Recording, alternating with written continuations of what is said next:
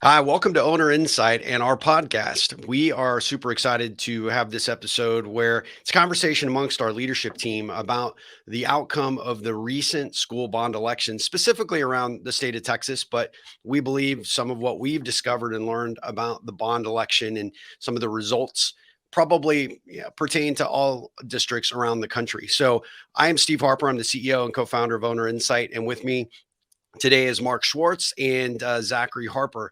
Guys, why don't you introduce yourselves? Thanks, Steve. I'm Mark Schwartz. I'm the Director of Marketing and Development at Owner Insight. And before that, I actually came out of the public school environment where I worked for over a dozen years, the campus and the district level as an administrator and an educator. So yeah, very excited to look at this election and the results and to think about the implications. Great. Zach? I'm Zach Harper, and I am a product manager here at Owner Insight. I don't quite have the background that Mark does, but I'm also a grad student while I'm working. I go to the University of Texas at Austin, but I'm super excited to be here and have this conversation. Yeah, me too. Thank you both for joining us today. I mean, this has been an interesting election season because just a couple of data points that I wanted to, kick us off with. Statewide here in Texas, about $10 billion worth of bond propositions were on the November 2nd ballot. And for the first time since 2011, voters rejected most of those propositions. It's kind of an interesting perspective to kind of kick it off, that there was a lot on the table and a lot that the voters rejected. Only 44% of bond propositions passed compared to an average over the last decade of about 80%, including this past May when 82% of the bonds passed or propositions passed. In terms of funding, just over 60% of the money on the bonds passed, again, compared to historical average of 80 to 85%. Mark, you kind of went deep into the data and collected this. And I guess for someone that might be tuning in, who are we trying to capture as far as an audience? Who would be interested in this topic? Where we get an opportunity to share a lot of this data and information with our school districts and the teams that support them. But there's really three specific audiences for this episode, wouldn't you say? Yeah, absolutely. I think our first audience obviously are the districts that went to bond and voters turned it down. Yeah. So what do they do now? A bond planning process, it takes a lot of time, it takes expense, it's very community facing, and obviously the needs that those districts have that they were attempting to address through these bonds, those needs haven't gone away. They're there, and they Yeah. have to be met somehow. And so for those districts, how do they leverage what they've done so far in a way that allows them to move forward into meeting those needs in the short term, and then repackaging something for the voters that maybe will be more successful in the mid or longer term. So I think that's definitely the first audience. And I know Zach's got some thoughts on that. I think the second audience are for districts that are in their own bond planning cycle. Because Yeah. what we don't know yet is whether or not this election was an outlier or whether this really represents some sort of a sea change in the historical trends. And if it's the latter, those districts have to have a real gut check, I think, at this point. Yeah, definitely. Uh, you know, how do you now go to voters and try to pitch what your needs are? And one of the things that was remarkably different about this election was that things like athletic facilities and natatoriums and fine arts buildings have traditionally been tougher sells to voters than new campuses or campus renovations. Yeah. But generally, voters have been very, very supportive, certainly in Texas and most of the time around the country, for supporting school growth. It's a pretty readily apparent idea that we've got more students, we need more classrooms, we need more buildings. Okay, we're going to approve that. That didn't happen this time. Yeah. And so for Shocking. those districts that really are now planning for new schools in Texas, is at the forefront with so much growth of having to plan for new bodies. Some of the districts that we look at, I mean, they are growing at double-digit rates every Yeah. year. How do they maximize their chances of passing a bond in light of this? And then I would say that the third group are those districts that are working their bond program right now. They've passed a bond maybe in the last year or two, or in the last cycle, and now they're embarking on construction. And for them, I think that what we see, some of the lessons of this election is that there seems to be a little bit of, or maybe more than a little bit, of distrust between Yeah. voters and school administrators. And so I think that for those districts that are building campuses or conducting renovations, it is imperative now that that process go as smoothly as possible. They can't afford to fall behind budget or behind schedule because that could compromise that voter trust. And when they go back to bond, and again, some of these are fast growth districts that may be putting a bond proposition in front of voters in another 2 or 3 years. But anything that didn't go right with this construction could compromise the success of that bond. Yeah. Again, if this is a trend. So I think that for pretty much every school district leader in Texas and really in that wider environment across the United States, because from what I've seen, these trends are largely reflective. We've drilled deep into Texas trends. They seem to be pretty representative of some nationwide trends as well, from what we can gather. I think every school district leader should be paying attention to this and really, really looking hard at it and thinking hard about what that means for their district. Absolutely. Well, before we dive into the data, one of the things I want to throw over to Zach is, one of the reasons that we wanted to have him on the call today is he's been really instrumental in helping us navigate this relationship that we have with a company called Facility Insight. And a lot of the districts that may tune into this may know us for helping them with their construction programs, and understand Owner Insight is there to help them have that long-term view of what those projects are, how those projects are progressing, tracking and managing all the essential project data. But we have this strategic relationship, Zach, with Facility Insight that really has a pivotal point in application for districts on all three levels that Mark just talked about. Could you talk about Facility Insight and what we're doing to create that relationship? We're very excited for schools to leverage these platforms and the strategic partnership because it's going to benefit a lot of people, and it's going to make a lot of people's jobs significantly easier, especially if what we're finding with this bond election, if this becomes something that's a consistent aspect that's here to stay, right? If this isn't just a temporary thing that happened with this election and it's a sign of things to come, right?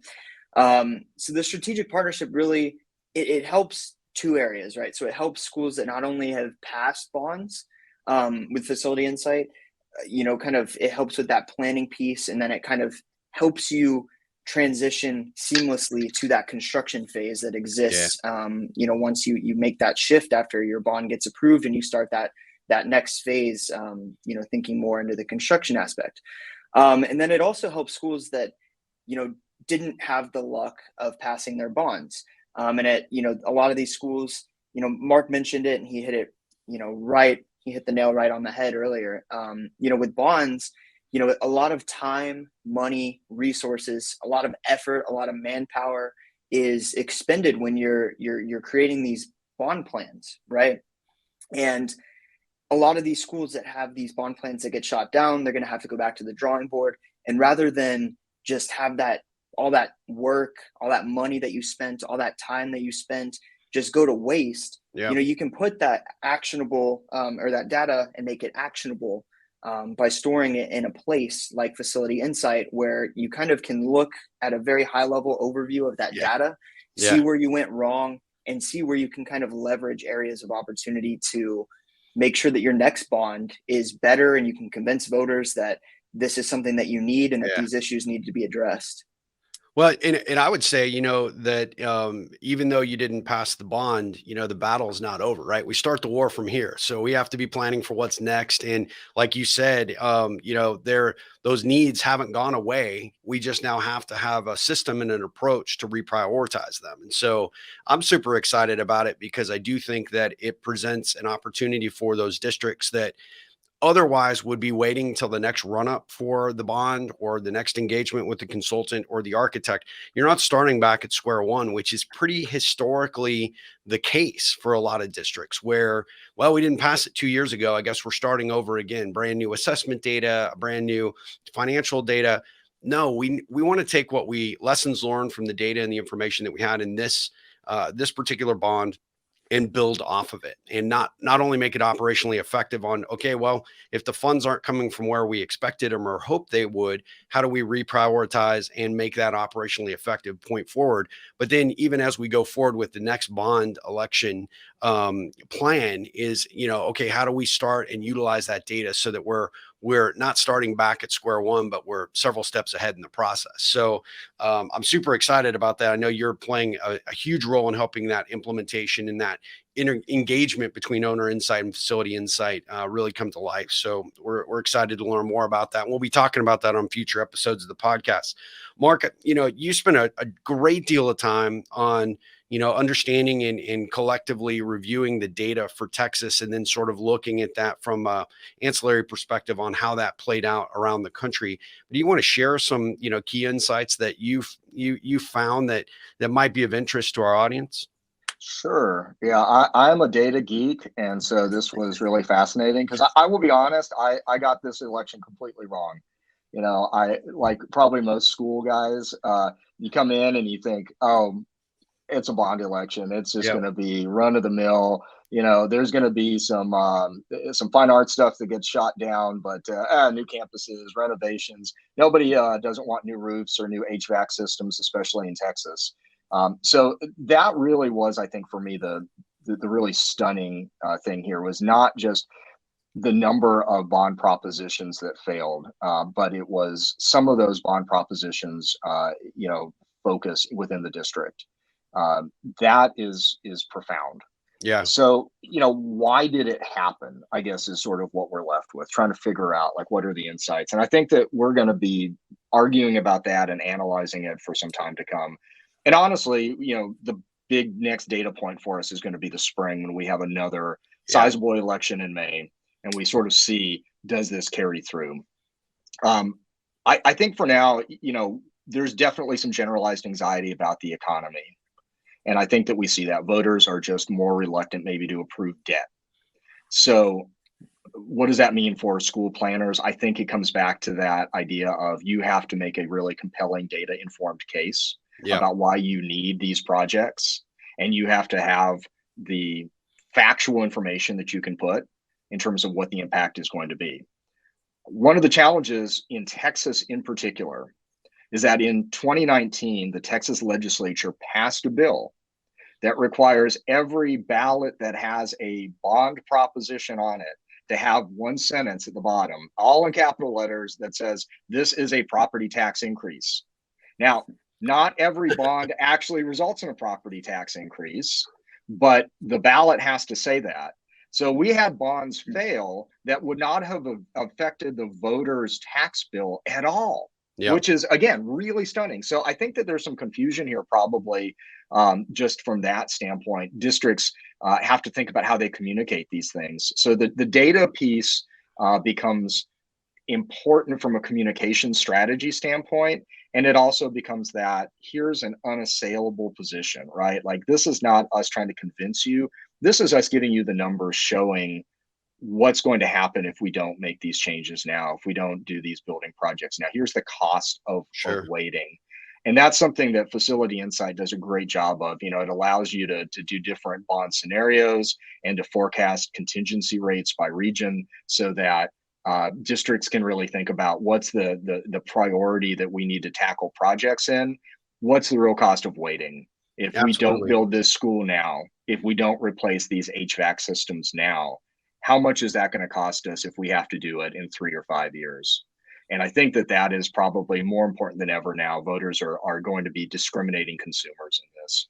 Well, and one thing I want to just jump in really quickly that you just mentioned about that, a couple of things actually, but that being on the bond, that's a monumental objective to overcome, right? For a voter, because here I was reviewing and reading this information that was online, and it has to be publicly available when a school district is leading up to a bond election.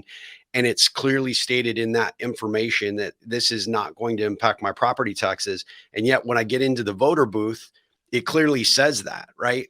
And the point that I'd like to make there is that I looked at a whole bunch of bond information leading up to this last election, and not one school district or consultant presentation that was put out for public consumption really called that out as to, hey, this is what you need to be aware. It has to be there because it's law in Texas anyway, right? Mhm. But this is really, the fact that it's not impacting it. And so I do think that that might have had, some negative repercussions, because people got to the voter booth, they see it on there, and they're like, well, wait a second, was I misinformed? Was I misled? That causes a conflict. The other thing that obviously is the COVID-19 hangover continues, and will probably continue into next year, going into the May elections, right? But how big a play do you think that had in terms of, concerns about the economy and the impact that, that has been having across the board for all of us as taxpayers, but ultimately, where we are right now relative to the challenges that school districts are facing, just in how the game is changing on it just seems like a week by week basis relative to COVID. Are we staying within, online learning environments? Will we go back to that? Do we need these new facilities or updates now when, all of us are struggling to make ends meet? So how big a impact do you think that had to play? Yeah, that's a great question.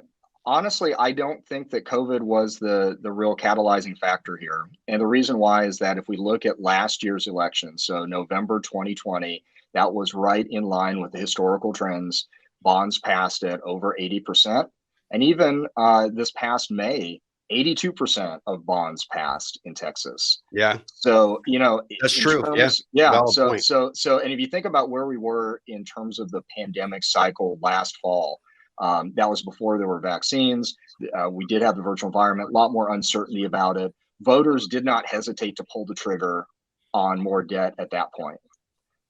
And there was a lot on there because most of the May elections from 2020 had been postponed because of the pandemic. They'd been pushed to November.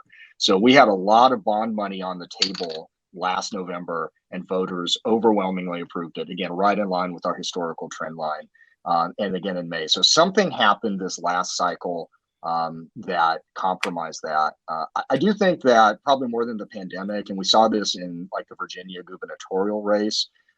There's a lot of politicization around education right Yeah, now. I think that has probably created some mistrust of districts, and whether it's, it's easy to look at this and say, well, district's curriculum, and I was on the curriculum side of things when I was in education for most of that time.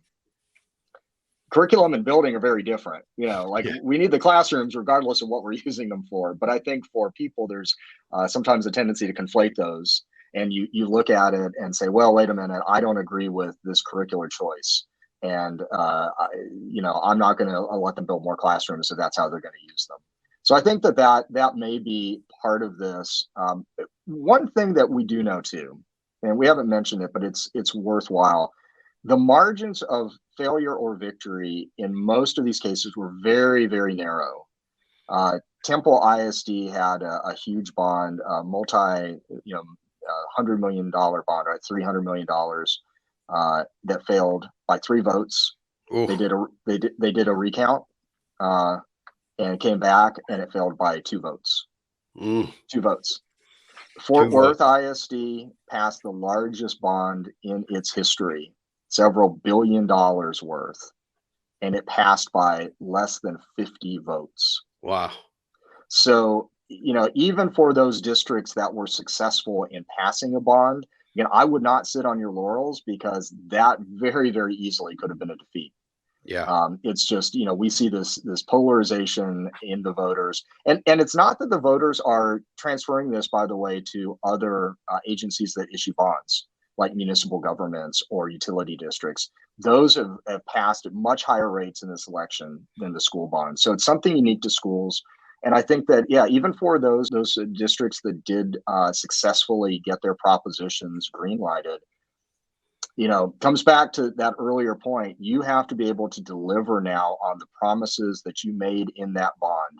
You cannot afford a misstep, because I think that voters are likely to remember that, and it'll boomerang on you and result in future bond failures. And if you're a fast-growing district, even if you passed a big bond now, chances are you're going to be back to bond sooner rather than later if the growth rates continue. Yeah, and I would say, it's one of the things that we hear over and over again from the school district leaders that we work with for Owner Insight, because when a bond has passed and you have that voter trust in delivering, hopefully under what you estimated, these projects to cost you, there are a lot of eyeballs and a lot of visibility around whether you're delivering as school leadership.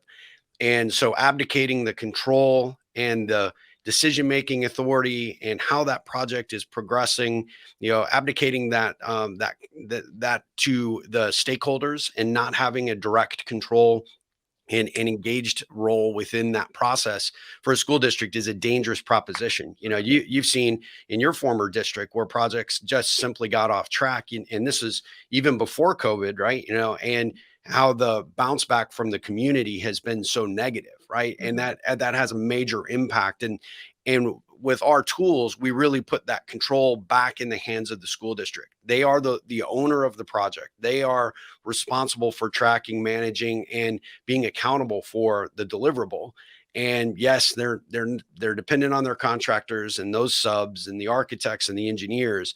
But if everybody is kind of going off half cocked in multiple directions and there's not one unified approach, then the district is really left in the dark. And so that's the strength of what I think that a platform like Owner Insight really brings to a district environment, and keeps that district leadership engaged and informed throughout that process, and set in a way that allows them to be able to communicate effectively throughout that process back to their constituents. You've entrusted us with these bond dollars. Let me show you how we're progressing, how things are working, and ultimately, hopefully, us delivering these projects under budget so that we can go back to the projects that didn't make and maybe find funding for those. And so there's all sorts of advantages, I think, to this process that really ties all the way back to this whole reason we wanted to do the episode, because it all comes down to trust. And whether it's Right. on the planning side or understanding why things didn't, maybe work out the way that we hoped to, or knowing that we've had the trust placed in us and we have the dollars for a bond program, and delivering better than expected results is so Right. critical. Yeah, you've got to be able to start building your case for the next bond, even while you're building out this one, and being able to show that you can deliver on those promises, ideally under budget and on schedule, absolutely makes a huge difference. I think. I know one of my former districts, they got a nasty surprise where a new campus that was supposed to open in time for this school year. Contractor shows up at the end of the spring and says, "Hey, we've had labor shortages, we've had material problems, supply chain issues, Yeah. disruptions caused by COVID, and it's not going to be ready." And they are still waiting for that campus to open. And so you think about those students have lost a semester worth of learning here. They're in, Yeah. this sort of FEMA portable trailer village out behind another campus. That is going to potentially rebound on that district when they go back to the voters and ask for more money to build another campus. And it's a fast growing district. So they are going to be doing that sooner rather than later.